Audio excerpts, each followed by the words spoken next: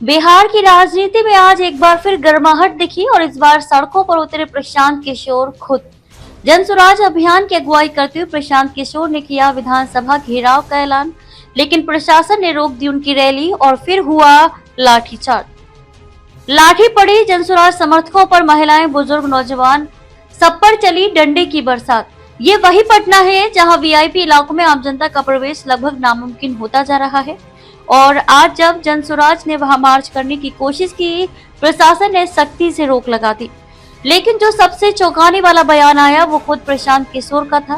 Press से बातचीत में पीके ने साफ कहा, अब अगर हमें रोका गया तो सीधा नीतीश कुमार के घर घुस जाएंगे।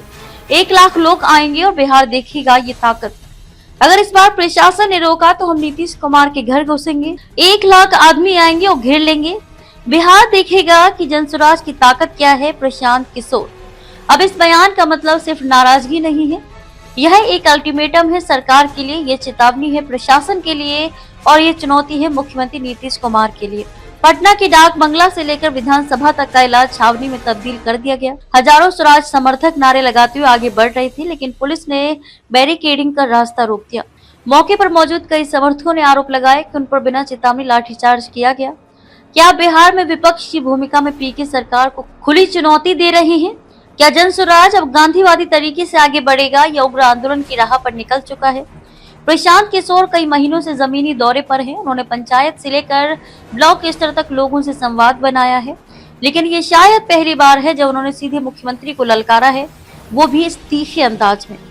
याद कीजिए, प्रशांत किशोर पहले भी सरकार के कामकाज, शिक्षा, स्वास्थ्य और बेरोजगारी पर कई बार सवाल उठा चुके हैं, लेकिन अब उन्होंने आंदोलन को राजधानी की सड़कों तक ला दिया है और प्रशासन की जवाबी कार्रवाई ने इस पूरे मुद्दे को और गर्मा दिया है। एक अहम सवाल ये भी है कि जब जन स्वराज के लोगों पर लाठी चली तब तमाम विपक्षी दल कहां थे?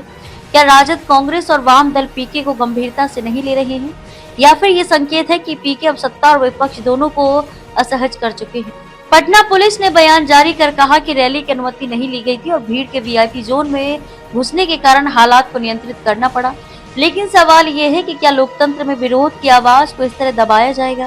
तो अब बड़ा सवाल, क्या सच में प्रशांत किशोर लाखों लोगों के साथ मुख्यमंत्री आवास घेरने का मादा रखते हैं या सिर्फ एक राजनीतिक स्टंट है? क्या प्रशासन ने अत्यधिक शक्ति दिखाई या जन स्वराज की रणनीति ही टकराव की थी? फिलहाल इतना ही, लेकिन ये तय है, बिहार की राजनीति अब सिर्फ पुराने चेहरों की नहीं रह गई है। एक नई राजनीतिक ताकत खड़ी हो रही है जो अब सड़कों पर भी दिखने लगी है। आने वाले दिनों में क्या होगा ये वक्त बताएगा, लेकिन हम आपको दिखाते रहेंगे हर अपडेट, हर तस्वीर, हर सच्चाई।